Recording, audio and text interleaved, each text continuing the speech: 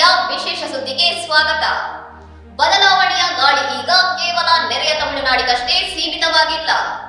DMK, AIADMK ಅಂತಹ ದಶಕಗಳ ಭದ್ರಕೋಟೆಯನ್ನೇ ದಳಪತಿ ವಿಜಯವರ TVK ಪಕ್ಷ ಧೂಳಿಪಟ ಮಾಡಿದೆ.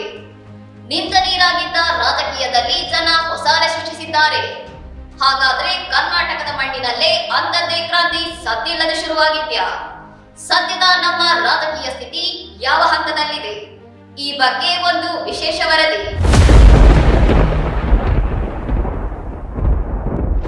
ದಶಕಗಳಿಂದ ನಮ್ಮ ರಾಜ್ಯವನ್ನ ಕಾಂಗ್ರೆಸ್ ಮತ್ತು ಬಿಜೆಪಿ ತಮ್ಮ ಹಿಡಿತದಲ್ಲಿಟ್ಟುಕೊಂಡಿವೆ.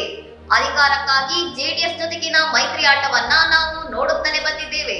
ಇದನ್ನ ಬಿಟ್ಟರೆ ನಮಗೆ ಬೇರೆ ದಾರಿಯೇ ಇಲ್ಲ ಎಂದು ನಾವು ಕೈಕಟ್ಟಿ ಕುಳಿತಿದ್ದೇವ? ಖಂಡಿತ ಇಲ್ಲ. ಇಂದಿನ ಯುವಕರು ಜಾತಿ, ಹಣ ಮತ್ತು ಮದ್ಯದ ವಿಷಕ್ಕೆ ಬಲಿಯಾಗುವ ಕಾಲ ಮುಗಿದಿದೆ.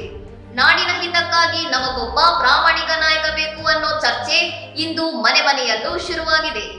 ರವಿಕೃಷ್ಣ ರೆಡ್ಡಿ ಅವರ ಕೆಆರ್ಎಸ್ ಪಕ್ಷ ಭ್ರಷ್ಟಾಚಾರದ ವಿರುದ್ಧ ಧ್ವನಿ ಎತ್ತಿದರೆ, ಉಪೇಂದ್ರ ಅವರ ಪ್ರಜಾಕೀಯ ಪಕ್ಷ ಹೊಸ ಸಿದ್ಧಾಂತ ತಂದಿತ್ತು.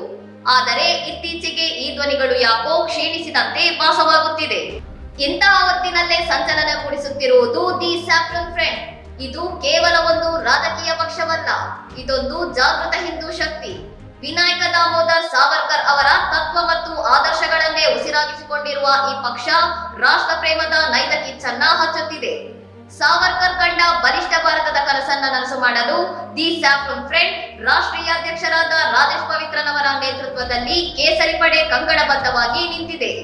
ಯುವಕರೇ ದೇಶದ ಆಸ್ತಿ ಎಂದು ನಂಬಿರುವ ಇವರು ಹೊಸ ತಲೆಮಾರಿನ ನಾಯಕತ್ವವನ್ನ ಸಂಸತ್ತಿಗೆ ಕಳುಹಿಸಲು ಸಿದ್ಧರಾಗಿದ್ದಾರೆ. ದೇಶವನ್ನ ಭದ್ರವಾಗಿ ಮತ್ತು ಸದೃಢವಾಗಿ ಕಟ್ಟಲು ಯುವಶಕ್ತಿಯೇ ಮದ್ದು ಎನ್ನುವುದು ಈ ಪಕ್ಷದ ದೃಢ ವಿಶ್ವಾಸ. ಭಾವನಾತ್ಮಕ ಮತ್ತು ಪ್ರೇರೇಪಿಸುವ ಹಾದಿಯಲ್ಲಿ ಸಾಗುತ್ತಿರುವ ಈ ಕೇಸರಿ ಪಡೆ ಕರ್ನಾಟಕದ ಹೊಸ ರಾಜಕೀಯ ದಿಕ್ಸೂಚಿಯಾಗುವುದರಲ್ಲಿ ಸಂಶಯವೇ ಇಲ್ಲ. ಹಿಂದುತ್ವದ ಹಾದಿ, ಸಾವರ್ಕರ್ ಅವರ ವಿಚಾರಧಾರೆ, ಬಲಿಷ್ಠ ರಾಷ್ಟ್ರ ನಿರ್ಮಾಣಕ್ಕೆ ಯುವಕರೇ ಈ ಕೇಸರಿ ಪಡೆಯ ಬಲ. ಬದಲಾವಣೆ ನಮ್ಮಿಂದಲೇ ಶುರುವಾಗಲಿ. ಇನ್ನಷ್ಟು ಸುದ್ದಿಗಳಿಗಾಗಿ ನೋಡ್ತಾ ಇರಿ ಸೌರಭ್ ಟಿವಿ.